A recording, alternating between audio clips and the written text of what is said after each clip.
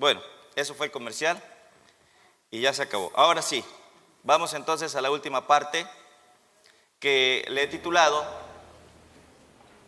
La iglesia hacia el tiempo del fin. Sí está por ahí, ¿verdad?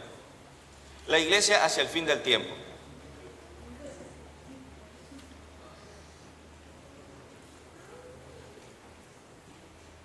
Se movió un poquito, pero no importa, no está bien. La iglesia hacia el tiempo del fin. Miren,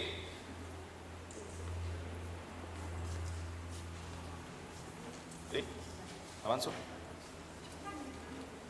Ok, en primera y en segunda de Timoteo, si ustedes me ayudan con la Biblia, vamos a abrirla rapidito para ver lo que dice allí el apóstol Pablo.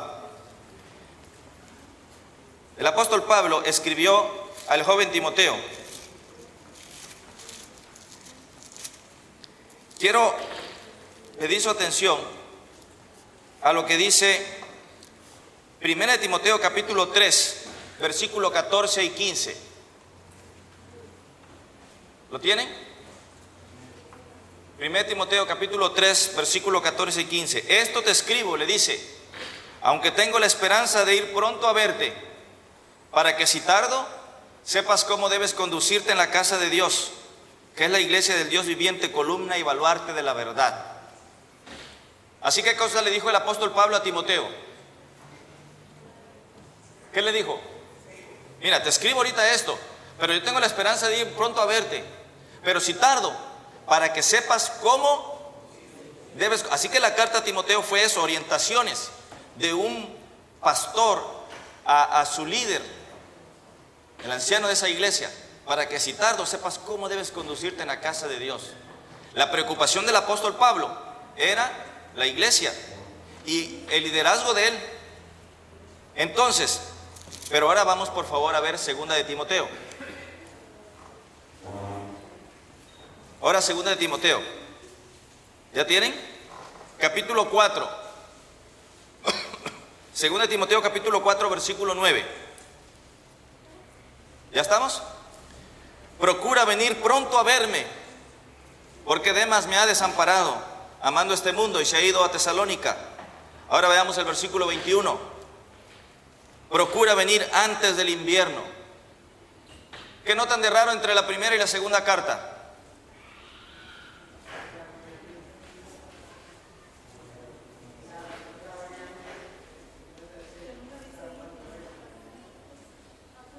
¿Desde dónde fue escrita esta carta? Desde la cárcel en Roma, cuando Pablo estuvo 2 veces encarcelado en Roma. Esta fue su segunda ocasión, su segundo encarcelamiento. Y le escribe a Timoteo primero, primera de Timoteo, esto te escribo, para que si tardo sepas, pero yo voy a ir pronto a verte.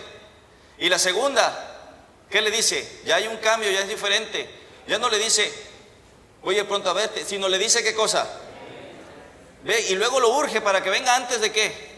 Del invierno, porque el apóstol Pablo entre su primera y segunda carta se dio cuenta de que su situación había cambiado, porque ya su libertad ya no era posible. Y lamentablemente este encuentro ya nunca se dio, porque el apóstol Pablo fue muerto a manos de Nerón en el año 62. Ya no hubo este encuentro.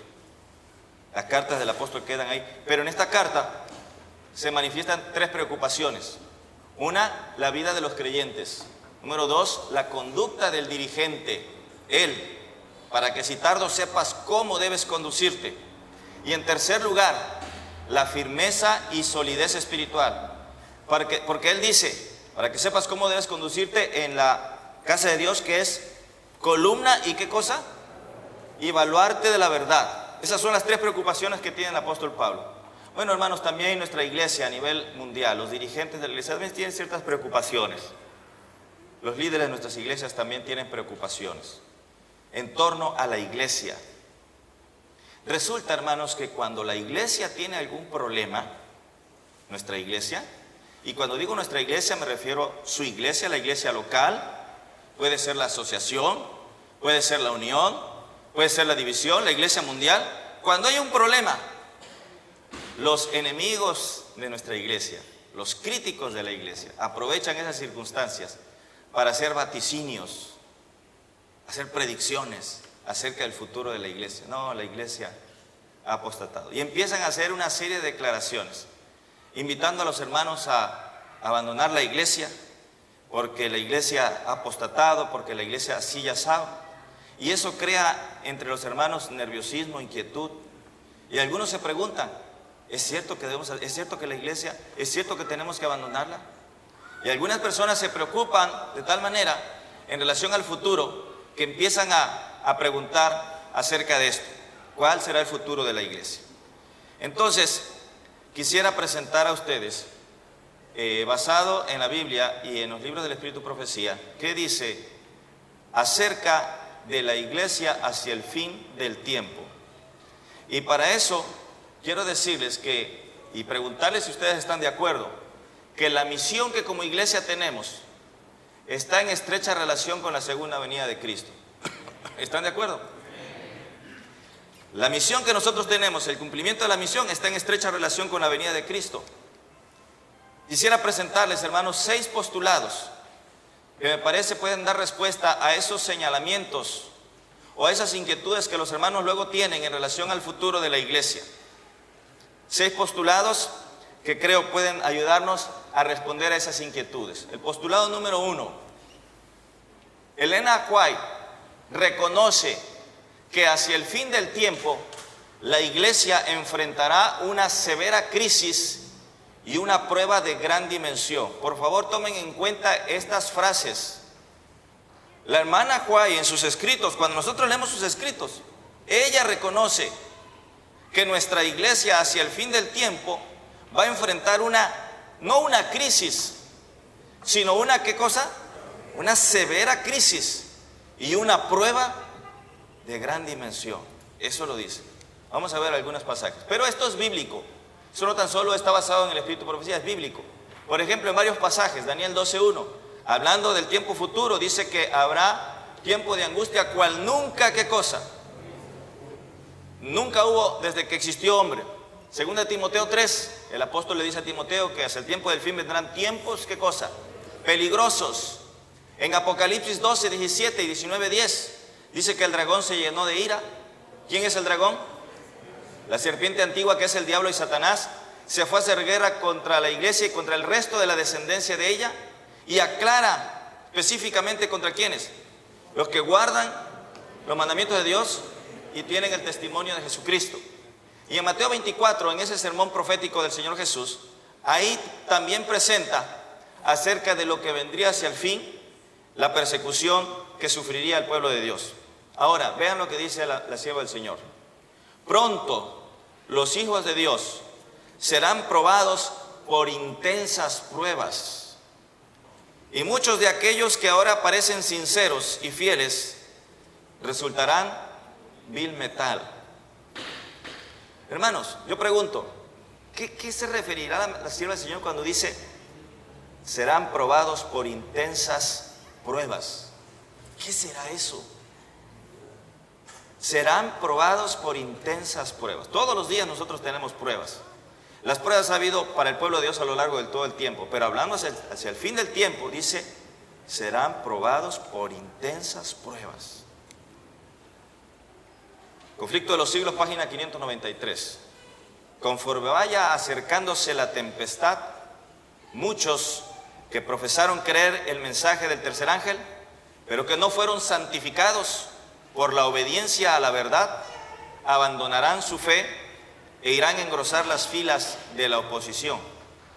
Cuando llegue la hora de prueba, estarán preparados para situarse del lado más fácil y de mayor popularidad. Así que ella habla que aquellos que no nos hemos sometido a la obediencia, a lo que dice la Biblia, el consejo del Espíritu Profecía, pues lo que va a suceder de manera natural es que en ese momento de prueba daremos la espalda. Ella tiene otra declaración muy fuerte. Dice que muchos que formaron parte del pueblo de Dios, pero que también no fueron santificados, cuando vengan las pruebas, dice que se volverán en contra de la iglesia con un fervor más intenso del que les caracterizó cuando fueron miembros de la misma. Uy, y uno piensa, ay, Dios mío, ¿seré yo? ¿Podrá ser eso? Esto es un asunto paulatino, pero es un asunto serio. La obediencia es un asunto, Dios quiere que nosotros seamos obedientes. Si ustedes leen la Biblia, es un llamado constante a obedecer, pero no queremos obedecer. No nos gusta obedecer, ¿verdad? No nos gusta. Naturalmente no somos obedientes. Hombres de talento y de elocuencia, que se gozaron un día en la verdad, emplearán sus facultades para seducir y descarriar almas. Se convertirán en los enemigos más encarnizados de sus hermanos de antaño. Cuando los observadores del sábado sean llevados ante los tribunales para responder de su fe, estos apóstatas serán los agentes más activos de Satanás para calumniarlos y acusarlos, para incitar a los magistrados contra ellos por medio de los falsos informes e insinuaciones. Ahora entendemos un poco a qué se refiere ella cuando dice que hacia el tiempo del fin la iglesia va a enfrentar una severa crisis y una prueba de gran dimensión. No es cosa fácil, va a ser un asunto realmente muy fuerte. A lo largo de sus escritos, la hermana White utiliza varios términos para referirse a esas intensas pruebas, a ese momento difícil que vendrá. En algunas ocasiones le llama crisis, en otras le llama tempestades, pruebas severas, persecución, guerras, tiempo de angustia, pero el término más común entre nosotros, ¿cuál es? Zarandeo, el término más común. Ahora, zarandeo siempre ha habido. El zarandeo es un proceso por medio del cual las personas vamos quedando, ¿qué cosa? Fuera de la iglesia. El zarandeo, los que saben del asunto del grano, que se pone ahí en la criba o es sacudir para que salga todo la paja, la basurita, y vaya quedando. Entonces, el zarandeo es un proceso a lo largo del tiempo, por X o diferentes razones, pero a lo que ella se está refiriendo aquí es de algo especial hacia el tiempo del fin. Miren, ella menciona algunas de las razones por las ella menciona algunas de las razones por las cuales la iglesia va a enfrentar esta crisis severa, y menciona varias cosas. Por ejemplo, ella menciona que algunas personas van a pasar por este zarandeo debido a asuntos doctrinales. Y a lo largo del tiempo ya hay personas que hoy están fuera de la iglesia por asuntos doctrinales. Por asuntos doctrinales. Y hacia el tiempo del fin, más personas van a abandonar nuestra fe por asuntos doctrinales, porque abrazarán ciertas teorías, ciertas corrientes, por falsas teorías. Esto me llamó la atención. La lectura superficial de las escrituras será otra de las condicionantes que pueden llevar a una persona, ¿qué cosa? Fuera de la iglesia. Es decir, que será fácil presa del zarandeo. La lectura superficial de las escrituras. Otra cosa que también me impresionó, sentimientos de amargura. Oigan, hermanos, a lo largo del camino en nuestra vida cristiana, pues nosotros constantemente estamos en roce con personas, ¿no? Nos relacionamos y resulta que a veces tenemos algunas diferencias y chocamos con algunos, ¿no? Y que este me hizo esto, que me dañó, que se metió con mi familia y yo lo tengo aquí guardado en el corazón. Cuidado con guardar resentimientos. Ya la Biblia lo decía, no se ponga el sol sobre vuestro enojo. Nos da permiso enojarnos, pero dice, no se ponga el sol sobre vuestro enojo, ni deis lugar ¿a quién? Al diablo. Hermanos, cuando uno tiene un problema, un resentimiento, cuidado, porque eso puede ser un condicionante para que Satanás tome el corazón de una persona. Judas no estaba predestinado a entregar al Señor Jesús. El deseo de todas las gentes dice que él se mantenía en un estado permanente de molestia. No le gustaba cómo se hacían las cosas. Y aquellos que somos muy bravos, muy enojones, cuidado, porque cuando una persona se mantiene en un estado permanente de molestia, no, hombre, esto no se hace bien, que esto, que no, que esa persona puede ser una fácil presa de Satanás. Judas se mantenía en esa situación.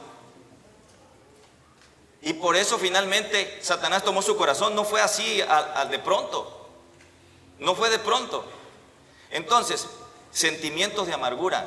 Si hay algo en el corazón, hay que pedir al Señor que nos ayude a sacarlo. Y rechazo de los testimonios, es decir, en relación a los escritos de la hermana White. Aquí hay una declaración, miren.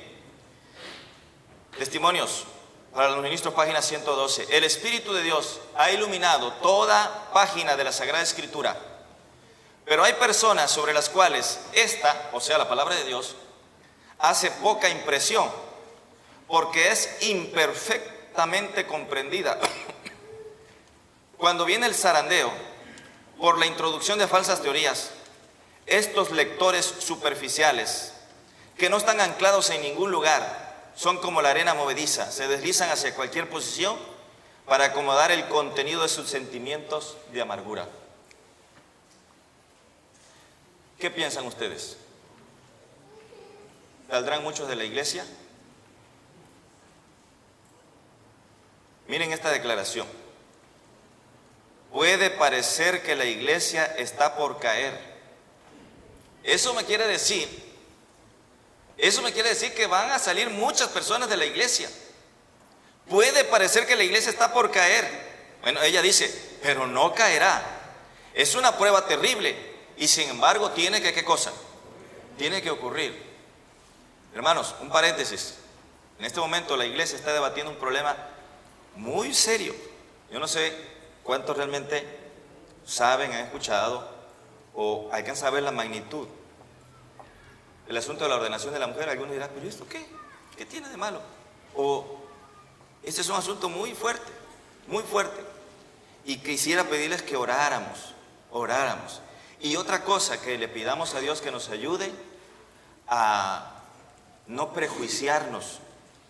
Pero en estos días, en estos tiempos, se está discutiendo eso. En el 2015 la iglesia va a tomar un voto al respecto. Y hay dos posiciones muy fuertes. Hay quienes están a favor totalmente de que se ordene la mujer y otros en contra. Y algunos dicen, si no se aprueba, nosotros nos apartamos de la iglesia. Y son divisiones grandes de nuestra iglesia.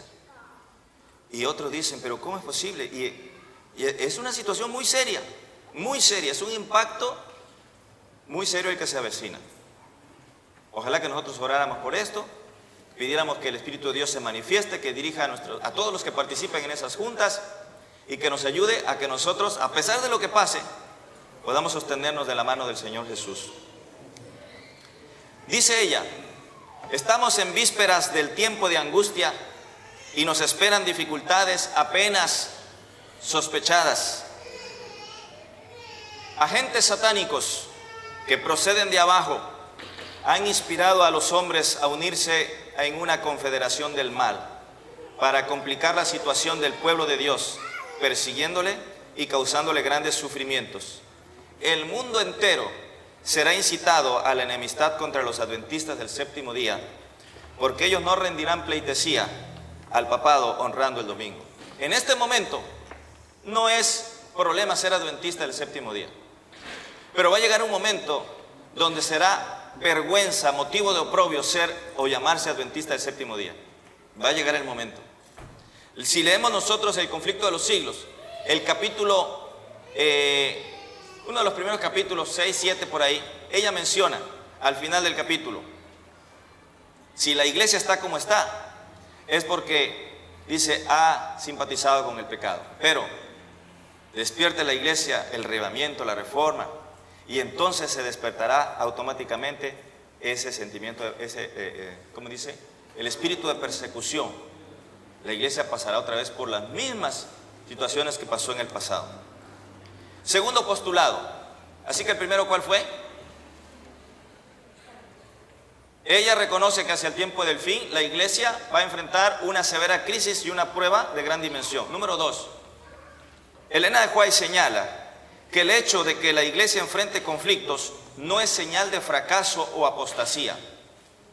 Ella lo reconoce. La hermana White reconoce en sus escritos que el hecho de que la iglesia enfrente conflictos no es señal de fracaso o apostasía, porque el cumplimiento de la misión y la historia de la iglesia nunca han estado libres de conflictos. ¿Están de acuerdo ustedes con eso? ¿Sí están de acuerdo? Claro.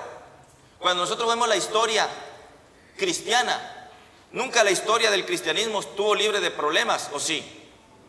Así que cuando los críticos de nuestra iglesia, internos o externos, señalan, miren, a mí me da, no sé, algunas personas que se dedican dentro de nuestra iglesia, a estar señalando, y a veces no tienen la información completa, y hacen historias. Anduvo circulando un video diciendo que los maestros de teología de Montemorelos, no sé si ustedes lo escucharon, asociados con los jesuitas y haciendo unas historias, y ponían ahí unas fotos, algo que es intencionado. No es así. La universidad o la Facultad de Teología recibió la visita de una comisión, de una agencia acreditadora, la Asociación Teológica Internacional, que acredita los seminarios. Y entonces recibió la visita, y es esa asociación teológica la que determina quiénes, qué personas, qué comisión va. Incluso algunos miembros de nuestra universidad han ido a evaluar, a formar parte de esos comités a otros centros educativos. Pues nosotros no supimos que uno de los que vino a evaluar en esa comisión era un jesuita. Nosotros no lo supimos antes, hasta el momento en que llegó ahí. Pero ese hombre, bueno, así lo entendemos nosotros, iba en sus funciones de formar parte. Nosotros ahí nos enteramos y pues un poco inquietos, ¿no? Pero siempre hay una fotografía que se toma de ese hecho. La universidad, de todas las cosas que pasan, toma fotografías y las puso en la página. Pues alguien agarró esas fotografías y en base a eso hizo una historia, firmaron acuerdos y de ecumenismo, hicieron toda una serie de... Bueno, ahora, en este segundo postulado, en sus escritos nosotros encontramos entonces que ella dice que la iglesia va a enfrentar, y esto no es señal de fracaso o apostasía. Voy a poner algunos ejemplos. Si vamos al registro bíblico, pues vamos a ver que en el libro de los Hechos hay evidencia de que la iglesia primitiva enfrentó persecución, tuvo problemas entre ellos, hubo problemas de liderazgo. ¿O no hubo problemas en la iglesia primitiva de esto? Hubo toda esa clase de problemas, cuestiones de doctrinales, de liderazgo. ¿Cuántos problemas de doctrinales hubo? Ahí están las cartas de Juan, Corintios. Entonces, el Señor Jesucristo también lo dijo, se entregarán los concilios. Y desde el principio también en la historia del cristianismo hubo corrientes heréticas como el gnosticismo, el arrianismo, varias de estas, el docetismo, que eran corrientes heréticas que intentaron mezclarse con el cristianismo. Pero pues la iglesia siempre estuvo luchando con eso. Así que el hecho de que la iglesia enfrente ese tipo de problemas no significa que es señal de fracaso o apostasía. En la historia de nuestra iglesia, también, en la historia reciente de la iglesia, también hay unos momentos históricos difíciles. 1888, el asunto de la justificación por la fe. En la década de los 80, el problema del santuario. Y actualmente una proliferación de grupos disidentes.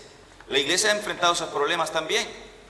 Pero el hecho de que la iglesia tenga problemas no significa que ha apostatado, que ha fracasado, porque nunca la historia de la iglesia ni el cumplimiento de la misión han estado libres de problemas, porque hay un enemigo de Dios que se encarga de estar generando problemas.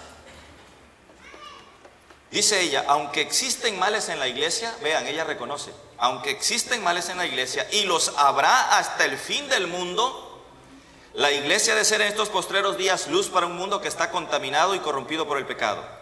La iglesia debilitada, deficiente, que necesita ser reprendida, amonestada y aconsejada, es el único objeto en esta tierra al cual Cristo concede su consideración suprema. Amén.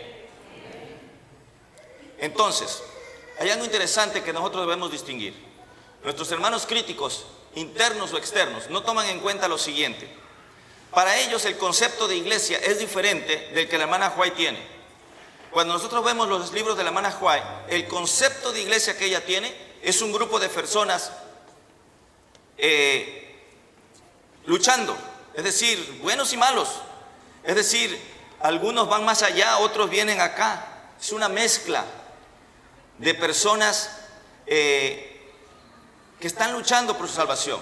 Pero el concepto de iglesia que tienen normalmente los grupos disidentes es un concepto en el que ellos quisieran ver solamente gente, ¿qué cosa? Perfectas, puro santo. Pero la iglesia no es un museo de santos, es un hospital de enfermos. Ella lo menciona, ya hice referencia a una cita. Miren lo que dice ella. En 1883 escribió: la iglesia está compuesta de hombres y mujeres, ¿qué cosa? Falibles. ¿Qué significa eso? Que fallan, imperfectos, que no son sino aprendices en la escuela de Cristo, para ser instruidos, disciplinados, educados para esta vida y para la vida futura inmortal. También menciona: algunas personas parecen pensar que al entrar en la iglesia, y dice otras cosas, luego dice, hallarán solamente personas puras y perfectas, son celosas en su fe, y cuando ven faltas, sigue comentando más, y yo quise extraer solamente estos pensamientos. El Señor no nos autoriza a sacar la conclusión de que la iglesia es ¿qué cosa? Es perfecta. La iglesia es el medio señalado por Dios para la salvación de los hombres. Fue organizada para servir y su misión es la de anunciar el evangelio al mundo. Tercer postulado. En los escritos de la hermana White, el éxito de la misión de la iglesia no es una posibilidad, sino una realidad. Amén. Sin embargo, no depende de quién, sino de Dios. A ver si podemos comprender esta declaración, que eso también responde a esos señalamientos que hacen nuestros hermanos disidentes. A ver si podemos captar. En los escritos de la hermana White, ella dice que el éxito de la misión de la iglesia no es una posibilidad. ¿Será que la iglesia va a tener éxito? No. No es una posibilidad, ¿es qué cosa? Es una realidad. Sin embargo, no depende de quién. No depende de nosotros, sino de Dios. Y vamos a ver algunos ejemplos. Algunos se preguntará, ¿cómo que no depende de nosotros? Entonces, ¿qué? ¿Nos vamos a quedar sentados? Bueno, solamente para pensar, para meter un poquito de reflexionar, de análisis. Somos 18 millones más o menos de adventistas en el mundo, ¿sí? Más o menos. Y quiero decirles que humanamente hablando, repito, humanamente hablando, es imposible. No me vayan a comprender mal, ¿eh? Oye, él dijo que humanamente hablando es imposible, humanamente hablando. Voy a poner algunos ejemplos. Aquí está el mundo de las religiones. Ese pie, esa cosa, esa rueda de colores, representan las diferentes confesiones, las más grandes confesiones religiosas. Aquí abajo, la azul, el pedazo más grande, representa el cristianismo. Y cuando digo cristianismo, allí pusimos católicos, pentecostales, bautistas, adventistas, de todos los que creen en Cristo. Allá arriba, estos que están aquí, son los musulmanes, el Islam. De paso, hermanos, oigan bien, el Islam está teniendo un porcentaje de crecimiento mayor que el cristianismo.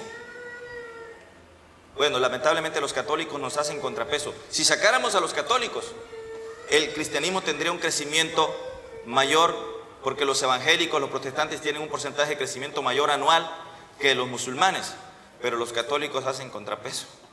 Así que en promedio, los musulmanes están creciendo más que los cristianos. Y ahí están otras confesiones, budistas, hinduistas, en fin. ¿Dónde están los adventistas?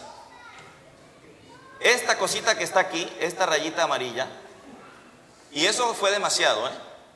Esa rayita amarilla representa la presencia de los adventistas. 18 millones en el mundo de las religiones. Imposible, ¿no les parece? Humanamente hablando. Esa ventana que está allí, esa ventana roja, ese cuadro, donde están estos países, representa lo que se ha llamado la ventana 1040. Corresponde a las coordenadas en las que está dividido el mundo. Pues hermanos, en esa zona del mundo que se ha llamado la ventana 1040, está el 70% de la población mundial. Allí está concentrada la población mundial. Dicen que en la India hay tanta gente que realmente la gente se espanta de ver a tantos, hay mucha gente. Bueno, allí están el 70% de la población mundial. El resto, el 30%, están en otras partes, incluyendo nosotros. Bueno, pues en ese 70%, el 95% de las personas que viven en ese lugar nunca han oído de Cristo. Nunca. Otro tipo de ideas, otro tipo de formación, otro tipo de cosas. Así como a lo mejor a un niño que nosotros le preguntamos, oye, ¿quién es Buda o quién es este? ¿Quién? No sé, porque ha tenido otra formación. Allá, escuchar de Cristo. Nada más para que vean el desafío que esto representa. En esa ventana 1040, donde están esa concentración, están las 11 de las 15 ciudades más pobladas del mundo están en esa zona. Miren, por ejemplo, Tokio, Cantón, Seúl, Shanghái, Delhi, Bombay, Manila, Yakarta. Estos lugares están ubicados. Y miren qué población. Ciudades, no estoy hablando de países, ciudades. Por ejemplo, Tokio tiene 34 millones. 25, la Ciudad de México, ¿dónde está? Aquí está, 23 millones. Bueno, 11 de las 15 ciudades más pobladas del mundo están en esa zona. ¿Qué posibilidades de éxito tenemos? Humanamente hablando. Humanamente hablando, muy pocas. Pero ahora, alegraos, porque miren lo que dice la Biblia. Apocalipsis 18.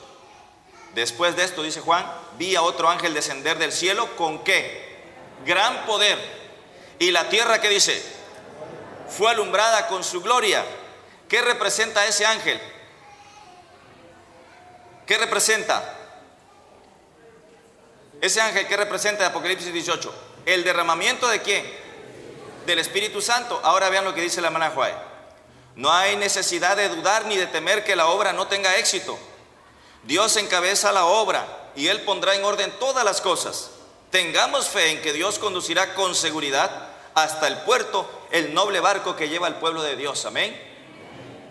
Luego dice, el derramamiento del Espíritu Santo en los días de los apóstoles fue la lluvia, ¿qué cosa? Temprana, y glorioso fue el resultado. Pero la lluvia tardía será más abundante. Oiga, qué maravilloso. Si los pioneros, perdón, si la iglesia cristiana primitiva, con el derramamiento del Espíritu Santo, hubo un boom y salieron, y el cristianismo creció de manera maravillosa, en un puñadito, 12. Dice que hacia el final, el derramamiento del Espíritu, la lluvia tardía va a ser todavía, ¿qué cosa? Impresionante. ¿Cuándo y cómo va a suceder? No lo sabemos. Las mismas inquietudes que nosotros tenemos hoy, la tenían los discípulos de Cristo. Y Él les dijo, no os toca a vosotros saber las acciones o los tiempos que el Padre puso en su sola potestad, pero recibiréis poder cuando haya venido sobre vosotros el Espíritu Santo, y me seréis testigos en Jerusalén, Judea, Samaria, hasta lo último de la tierra. Estos días de preparación, esta cita como me gusta, fíjense. Estos días de preparación, estamos hablando de la lluvia temprana, del Pentecostés, antes del Pentecostés. Estos días de preparación fueron días de profundo escudriñamiento del corazón. Los discípulos sentían su necesidad espiritual y clamaban al Señor por la santa unción que los había de hacer idóneos para la obra de salvar almas. No pedían una bendición simplemente para sí, estaban abrumados por la preocupación de salvar almas. Comprendían que el Evangelio había de proclamarse al mundo y demandaban el poder que Cristo. Así que, ¿qué estaban haciendo ellos? ¿Qué hacían? Antes del Pentecostés, ¿qué estaban haciendo? Analizando su vida, orando, pidiendo. Por eso no dependía de ellos, dependía de la obra del Espíritu Santo. El Espíritu Santo los habilitaba para hablar con facilidad idiomas antes desconocidos para ellos. El Espíritu Santo hizo por ellos lo que los discípulos no hubieran podido llevar a cabo en todo el curso de ¿qué? Oiga, nosotros tenemos planes y qué bueno que los tenemos, qué bueno que los tenemos, pero recuerden que eso no depende de qué. La obra no se va a alcanzar por nosotros, es decir, con nuestras fuerzas, nuestras ideas, nuestros talentos. Está bien que tenemos que tener planes y tenemos que involucrarnos, claro, pero hay una diferencia entre eso y otra en el hecho de que debemos reconocer que lo que necesitamos realmente es el derramamiento y la unción ¿de quién? Del Espíritu Santo. Los discípulos dice que se la pasaban ellos orando, pidiendo eso a Dios. Y cuando el Espíritu Santo vino, pues esto fue maravilloso. El ángel que une su voz a la proclamación del tercer mensaje, hablando de Apocalipsis 18, alumbrará toda la tierra con su gloria. Así se predice una obra de extensión universal y de poder extraordinario. Extraordinario. Bueno, así que así la mira el Señor, la sierva del Señor mira a la iglesia hacia el tiempo del fin, ocupada, pero en una búsqueda intensa del poder del Espíritu Santo. No hay que invertir el orden, no hay que invertir el orden. Búsqueda intensa del Espíritu Santo y entonces ocupados en la tarea. Aquellos que no comprendan la necesidad de lo que debe hacerse serán pasados por alto. Y los mensajeros celestiales trabajarán con aquellos que son llamados gente común, capacitándolos para llevar la verdad a muchos lugares. Cuarto postulado. Elena White explica que la iglesia militante no es todavía la iglesia que. Algunas personas no reconocen eso, pero en los escritos de la hermana White, ella ubica a dos iglesias. Ojalá que sea la misma. No estoy hablando de dos iglesias diferentes, Ojo, no estoy hablando de dos iglesias diferentes, pero estoy hablando de dos etapas. La iglesia militante y la iglesia ¿qué? Triunfante. ¿Cuál es una y cuál es otra? ¿No tiene Dios una iglesia viva? Ella dice, sí, Él tiene una iglesia, pero es la iglesia, ¿qué cosa? Militante, no la iglesia triunfante. Hermanos, ¿cuál es la iglesia militante? La de este momento, la iglesia militante, la de este momento. Pero no es todavía la iglesia, ¿qué? Todavía no es la iglesia triunfante, porque muchos de los que hoy estamos aquí, puede ser que no formemos parte de la iglesia, ¿qué? Triunfante, porque al pasar por la prueba puede ser que a eso nos referimos. Ahora, la obra pronto ha de terminar. Los miembros de la iglesia militante que han demostrado ser fieles integrarán ¿qué cosa? La iglesia triunfante. Los adventistas del séptimo día, dice la hermana White, han sido elegidos por Dios como pueblo particular, separado del mundo, con el gran instrumento de la verdad. Los ha llamado a ser sus embajadores durante esta última fase de la obra de salvación. Les ha encargado que proclamen al mundo la mayor suma de verdad que se haya confiado alguna vez a seres mortales. Las advertencias más solemnes y terribles que Dios haya enviado alguna vez a los hombres. Quinto postulado. La iglesia adventista perdurará hasta el fin y no será necesario otra organización. Algunos dicen, no, que mire, que hay que salir porque un remanente del remanente. Dios tiene en la tierra una iglesia que está ensalzando la ley pisoteada y presentando al mundo el Cordero de Dios que quita los pecados del mundo. Existe solamente una iglesia que está actualmente en la brecha, reparando el muro, reedificando las ruinas. Y luego dice, tengan cuidado. ¿Dónde estoy? Tengan cuidado de no hacer declaraciones contra el único pueblo que está cumpliendo la descripción que se da del pueblo remanente, que guarda los mandamientos de Dios y tiene la fe de Jesús. Hay una iglesia que se identifica con nombre y apellido. La iglesia adventista del séptimo día, la que guarda los mandamientos de Dios y tiene, ¿qué cosa? La fe de Jesús.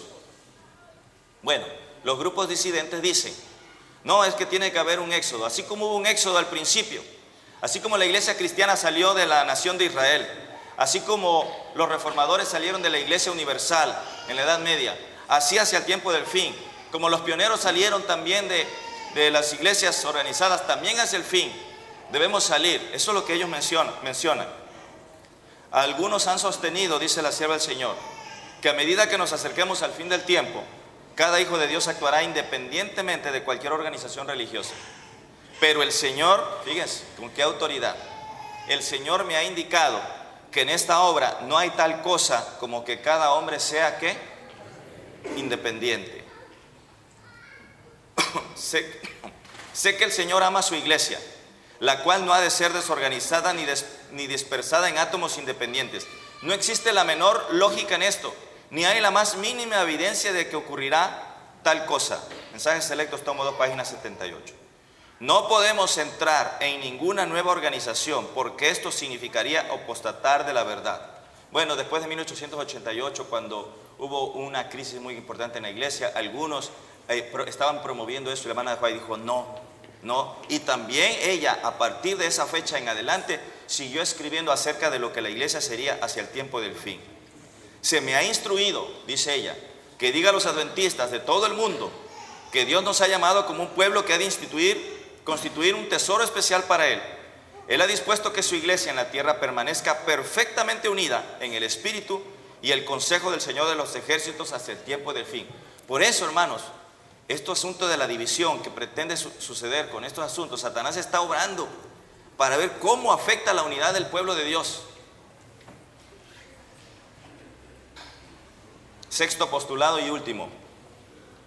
Elena de White nos recuerda que aunque atacada y perseguida, el futuro de la iglesia es de gloria y ¿qué más? Hay pasajes de la Biblia que refieren así hacia el pueblo de Dios, el futuro del pueblo de Dios. Hay varios pasajes allí que refieren acerca de eso, la herencia gloriosa para la iglesia. Y miren lo que dice ella: Dios me ha mostrado el camino que el pueblo adventista ha de recorrer en viaje a la santa ciudad, así como la rica recompensa que se dará a quienes aguarden a su Señor cuando regrese del festín de bodas. Las palabras son demasiado pobres para intentar una descripción del cielo. Siempre que vuelve a presentarse ante mi vista, el espectáculo me anonada de admiración. Arrobada por el insuperable esplendor y la excelsa gloria, dejo caer la pluma exclamando: ¡oh, qué amor! ¡Qué maravilloso amor! El lenguaje más exaltado no bastaría para describir la gloria del cielo, ni las inconmensurables profundidades del amor del Salvador que ha preparado para sus hijos. 2 láminas y termino, esta y la siguiente. El programa de acontecimientos venideros está en las manos ¿de quién? De nuestro Hacedor. La majestad del cielo tiene a su cargo el destino de las naciones, así como también lo que atañe ¿a quién? A la iglesia. No tenemos nada que temer en el futuro, excepto que olvidemos la manera en que el Señor nos ha conducido y sus enseñanzas en nuestra historia pasada. Es una bendición formar parte de la iglesia adventista. Y quiera Dios que todos los que estamos aquí podamos permanecer firmes hasta el tiempo del fin. Que el Señor nos ayude no tan solo para ser miembros ahora, sino ciudadanos del reino de los cielos. Hermanos, hasta aquí he llegado. Gracias por su atención. Viene preguntas, pero muchísimas gracias por su atención. Recuerden el material.